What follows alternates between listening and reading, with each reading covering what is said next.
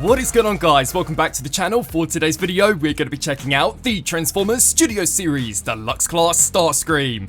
Based on the Transformers 1 animated movie, this take on the character first saw him as the leader of the Cybertronian High Guard, and I've got to say that it's a figure that I have been incredibly excited for. Firstly, we had Optimus Prime and Megatron, which really seemed to push the limitations of the Deluxe Class price point. Then, more recently, Bumblebee and Elite 1, which personally I thought were equally as impressive. And seeing how solid some of the more recent Starscream figures have been, I also began to have high hopes for how this guy would turn out. So, as we whack up an image of how he appeared in the movie, visually I think they came incredibly close, with the exception of the head sculpt. Unfortunately, I think they missed the mark big time. It just appears to be way too thin, and in comparison to the design in the film, honestly looks more like it was based on concept art, which is a shame, as from an engineering standpoint, this guy is amazing. The proportions of the entire body are super close to the animation model, with him appearing to be slightly more slender to closer match what was actually seen on screen. I've also got to mention that for a deluxe, he surprisingly has a ridiculous parts count, which to be fair is usually the case with Starscream. Take the Bumblebee movie version for example. That figure is loaded with joints, mainly because, like this release, he was planned to be reused for multiple repaints in the future. And as we spin him around to the back, he is still surprisingly incredibly clean,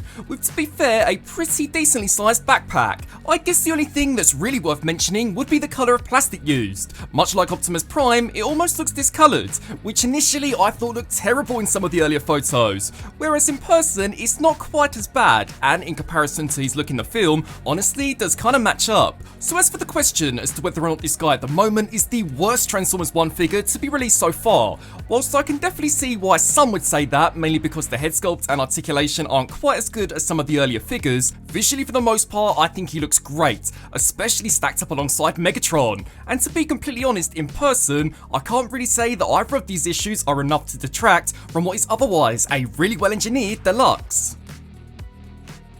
Flying through Starscream's accessories, he includes two null rays, one detachable back panel, then finally a Cybertronian Uzi. The null rays are honestly exactly what you would expect from a design standpoint, and are even fully blast effect compatible, whereas the other two are slightly more interesting, just as neither really show up in the movie. In addition to being wielded separately, they can also be combined to form an even larger weapon, although to be completely honest, are really more so intended for his jet mode. Landing into this guy's articulation, unfortunately despite a pretty decent looking design, the posability is honestly comparable to something released in the Transformers 1 mainline. So the head is on a ball joint, this can look up, down, tilt side to side and rotate left to right. The shoulders can kick forward, backwards and completely out to the side. The biceps can spin, with the elbows being able to bend slightly past 90. Unfortunately there is no wrist or waist articulation. The hips though can kick forward, backwards and completely out to the side. The thighs can spin, with the knees being able to bend way past 90. Then finally, the foot can tilt downward. So despite lacking multiple points of modern articulation, mainly due to the way this guy does transform, the figure is still surprisingly fairly dynamic. But to see whether or not he is truly worthy to oppose Megatron, let's now put him through the pose test.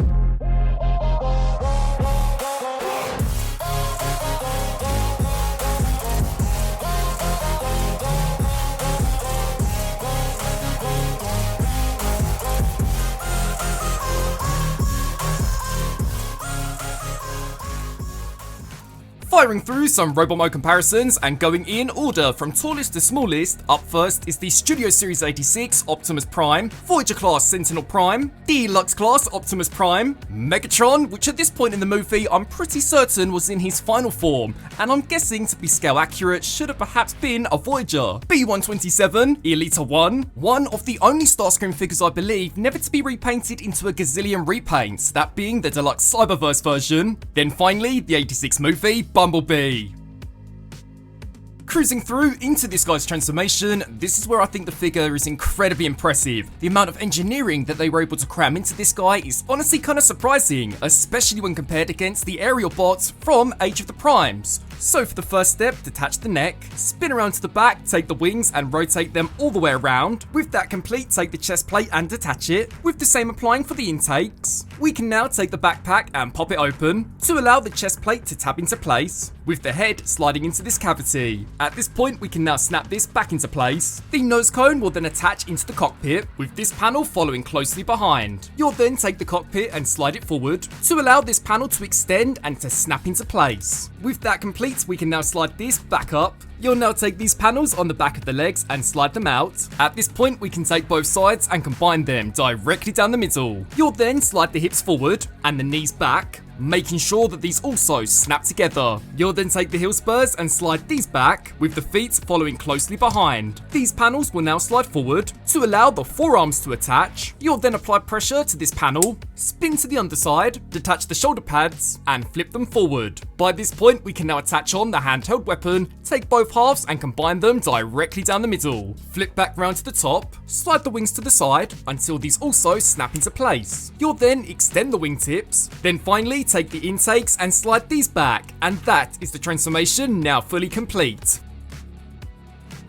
Tearing through the skies of Cybertron, here is Starscream now fully transformed into his vehicle mode, and as we whack up an image of how he appeared in the movie, yet again he's looking to be incredibly close. Front, side to back, he's a super faithful recreation of how he appeared on screen, with my only minor complaint really being the visible fists. That more than likely would have been concealed had this guy been a Voyager. Now don't get me wrong, the engineering for a deluxe class is still incredibly involved, to the point where there is barely any undercarriage, but I just can't help but think that some of these Transformers 1 figures could have ended up even better had Hasbro not decided to commit to making them all slightly more affordable. I mean, take Sentinel Prime as example. Despite not being completely perfect, that figure is still easily one of the more enjoyable, mainly due to him having a higher price point, which then led to even more engineering. With that being said though, the figure is still decent, with the weapon integration in particular being pretty neat, as it appears to almost take some inspiration from the Bumblebee movie version. Even the cockpit is able to fully pop open, although good luck finding anything small enough to fit inside. I also think it's quite cool how the wings have multiple different looks. You can either angle them downward or upward, which I guess is so that in the future they can more easily retool this into a slightly different looking Seeker. Blasting through some jet mode comparisons, up first is the Studio Series 86 Optimus Prime, Voyager class Sentinel Prime, Deluxe class Optimus Prime, Megatron, B-127, Elita 1, 86 movie Bumblebee, then finally the Cyberverse Starscream, which too was surprisingly fairly complex for its price point. So, wrapping up on this review for the Transformers Studio Series Deluxe Class Starscream. To be completely honest, the figure is mostly an incredibly solid entry into the Transformers 1 lineup of characters, which is surprising as like many of you guys, when he was very first revealed, my expectations were at an all-time low. With the exception of the head sculpt, he looks to be a super faithful recreation of his animated counterpart. The engineering is also surprisingly complex for the price point, even more so in comparison to what we've recently been seeing from Age of the Primes. With that being said though, there are still quite a few things from a design standpoint that I think could have been even better with a higher price point. As mentioned beforehand, to coincide with the release of Transformers 1, Hasbro committed to making their main two characters as deluxes, in the hope that they would be slightly more affordable, and whilst I think for the demographic that the movie was trying to reach that originally that was a good idea, unfortunately it's meant that most A-tier characters are limited in terms of how good they can actually be. But I would love to get your thoughts. Be sure to sound off below and let me know. As always, I thank you all so much for watching, and until my next video, I'll see you then. Transform and roll out!